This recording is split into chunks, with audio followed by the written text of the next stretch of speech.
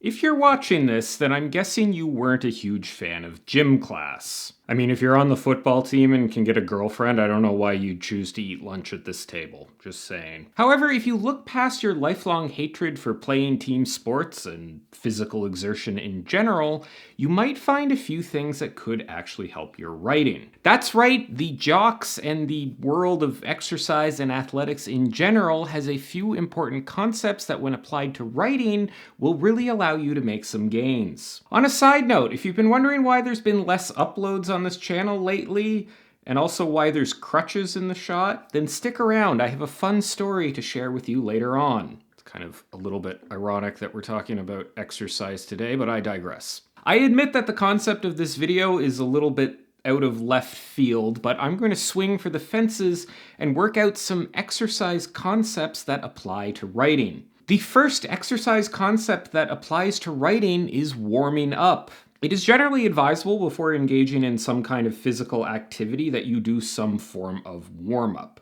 What this looks like will depend on you and the activities that you're doing, but usually it involves some sort of stretching or light work that gets your body and mind into a state before you begin the actual strenuous workout. The idea is to transition from a state of not doing activity into a state of doing activity by doing less strenuous activity. And it would behoove the writer to apply a similar idea to the beginning of your writing sessions. Sure, you can just sit down and start thrashing at the keyboard, that works fine, but if you really want to make progress on your project, it would be beneficial to do a bit of preparation before you jump right into writing. This might involve some kind of activity that gets you into the mood to write, maybe music or other media. It might involve a few minutes of planning for what you want to work on during that writing session. If you're working from an outline, it might involve reviewing what scene you are planning to write that day. I think it's usually a good idea to read like the last few paragraphs from where you've just finished writing before you start writing again, just to remind yourself where you left off. The point of a warm-up is to prepare yourself to do the actual work, to ease into the difficulty of what you're about to do. This has benefits regardless of whether writing or working out. Now, there is a caveat here that you can take warming up too far. I sometimes see people talking about these elaborate writing preparation routines that involve listening to a specific playlist and looking at all these images and reading motivational quotes and doing visualization exercises and having a meeting with their writing coach, up to the point where preparing to get ready to write takes more time than actually writing. If all of that helps you to write better, then that's fine, but if you're just doing a bunch of fluff that's taking up all of your writing time, that's not good. Your warm-up should be the minimum amount of time required to get you into a state where you can do some serious writing. That is ultimately what it's for. If you spend too much time preparing, you're just going to hamper your progress because you're going to spend less time doing the actual work. The next exercise/training concept that applies to writing is specificity.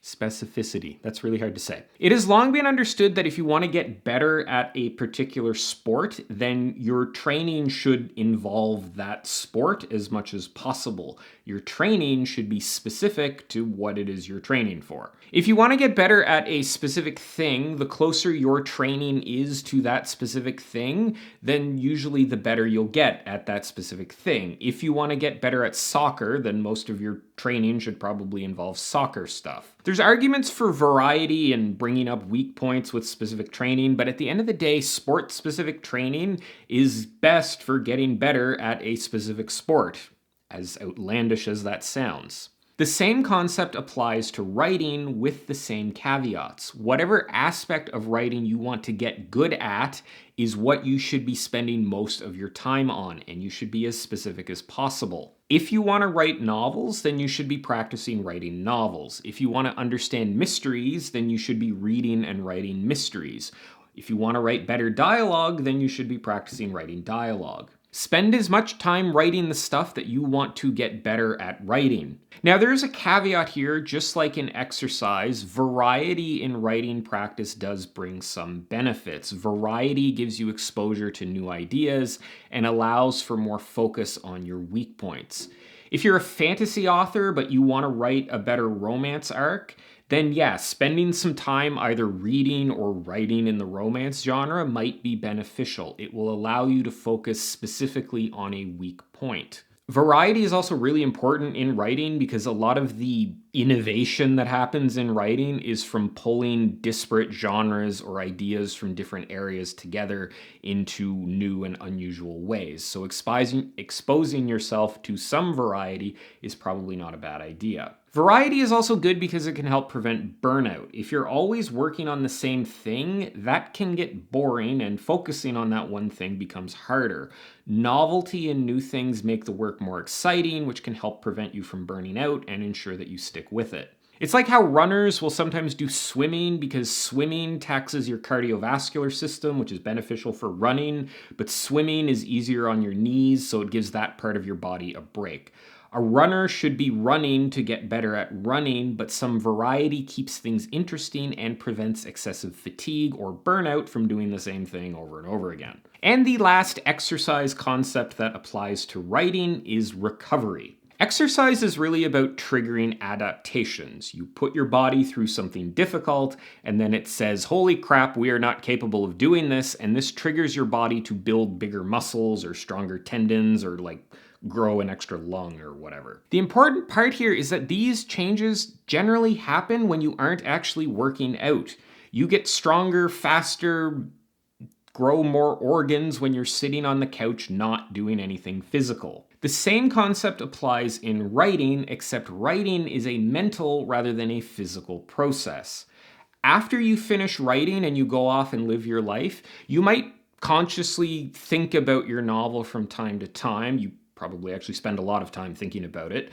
But alongside this, there are also unconscious processes, unconscious rumination and processing that happens without you realizing it.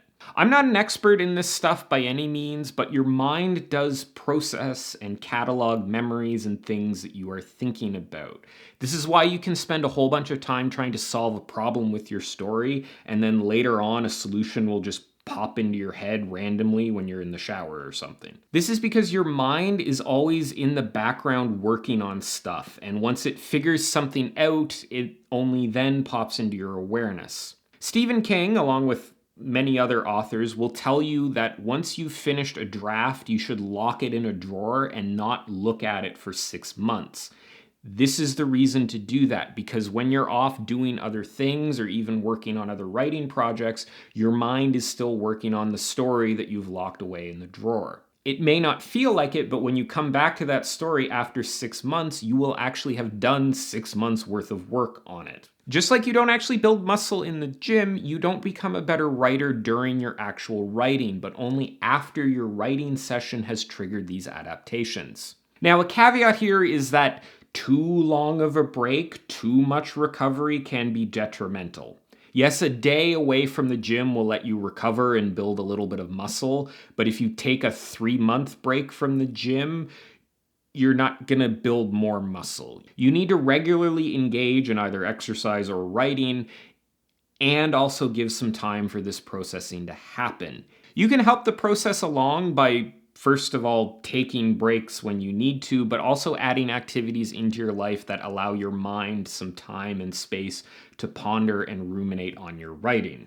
Good sleep is important for this. Also, ironically, exercise, like going for a walk, can really help here. Writers often talk about taking long walks for a reason. That's a really good activity for letting your mind just kind of wander and do nothing while doing something. So don't underestimate the value of recovery in your writing process. Just like I underestimated the importance of writing a conclusion during my video making process. So what's the deal with the crutches and my recent absence from making videos? Well, because of an unfortunate rock climbing accident, and yes, it was a rock climbing accident, I am now the proud owner of a broken ankle, along with a titanium plate and some number of titanium screws. Yes, that's right, my skeleton is now slightly closer in composition to Wolverine's skeleton, which is a lot more painful and annoying than I thought it would be. Everything's fine, you don't need to worry. I am on the path to recovery and getting back to normal, but I did understandably have to take an absence from making videos for about a week as I was hobbling around and not really able to move and do things. I mean, I guess I could talk, which is all I need to do for this anyway. But anyway, I'm back now. Hopefully I'll have videos back on a more regular schedule going forward. So please make sure you're subscribed and check out all my other writing advice related videos, and I will see you next time. Unless I fall and break another bone or something.